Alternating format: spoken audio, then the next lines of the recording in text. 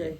I would like to say the fight in the end that my players showed, that they didn't give up, is pleasing to me. We got a long ways to go, and we have to remember that this is a journey, right? It's not a sprint, and so that part I can deal with, and we're celebrating small victories until we can get to where we want to be.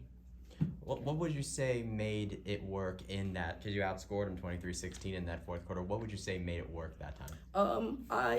The thing that made it work is our players didn't give up. That's part of it. Okay, we applied pressure. We played, we pressed, played man to man there at the end, and forced some turnovers. So that's what I'm proud of. And like I said, we just got to keep plugging, and we'll get there. You mentioned small victories. One of them was the return of Ashton Verhulst, and she went and taken advantage of it, getting some solid points in there in 13 minutes. What was it like to have her back out there? Who was that? I'm sorry. Ashton Verhulst. Oh God, we're so happy to have Ashley. You know, the good thing about Ashton is she's a coach on the floor, right? So everything that I talk about, she go out and she extends and verbalizes to her teammates, and we missed her. I mean, we really have, and we're just happy to have her back. And I just, like I said, once we get everybody in a flow and get going, you think about Ashton is one of our key players, and she wasn't even one of the ones that tore her ACL. So I got 2 ACLs, and just a lot of pieces that we're putting together.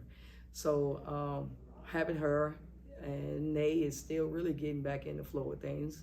I mean, we threw her in the fire there at Christmas, and Ashton was out. So those are, you know, really, really key players that we're trying to work back into shape. Most of your points ended up coming from the bench players like Ashton. What was it like to have to kind of adjust when the starting lineup didn't get the points and the turnovers ended up getting them? For me to adjust the starting lineup? Adjusting it just to who was on the court. Well, what I wanted to do is I wanted to adjust the lineups. I want to see which lineup works the best, because we do have so many injuries, right? And we have so many transfers and people. Like, we're trying to put a puzzle together at a very fast pace, and so I'm putting different matchups up there out to see who works, who jails, what can I get consistently out of players as well. What would you like to see from the front court? ECU managed to really get you guys in the paint there.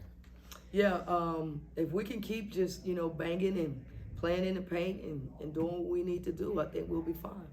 You had that match against SMU postponed because of the weather over there in Dallas. Did that?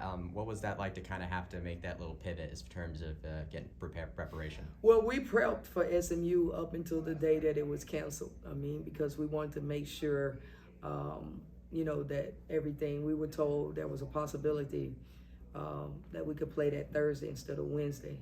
And so, you know, until, you know, it's over, you got to prep. And I didn't want my players not to be ready.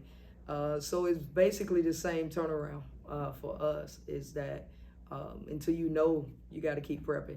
What was the message to your team in the locker room, because this makes a 4-game losing streak? What's your message to the team? Well, my message was always be ready. You never know when your time is called, all right? You look at Tiani and what she did. She hit 2 threes, and that young lady hasn't played a lot for us, right?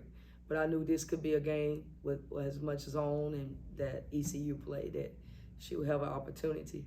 And she stayed, and she has a positive attitude, and she hit 2 key threes for us, to me, that, you know, to help us there at the end. So that was the message. The second message is, I was okay with our fight. We fought to the end, and we're going to do that, okay?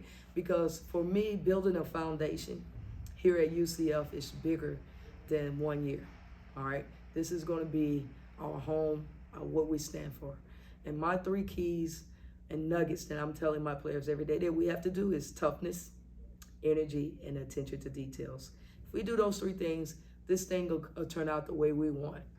What do you want to see from this team? Because you hit at the road to take on Cincinnati and then later Memphis. So what would you like to see from this team during that matchup and maybe stop this losing streak?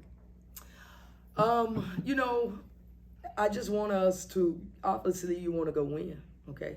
All right, and I do think that those are games that if we put our best foot forward, we can do. So that's my goal is go out there and do what we got to do to win. Okay, and we as coaches, we're going to go back to the drawing board. We're going to watch film. We're going to look at players and figure out, how can we get this team going to where we want it. All right, awesome. Thank Good luck, you. Coach. Appreciate it. Thank you, guys.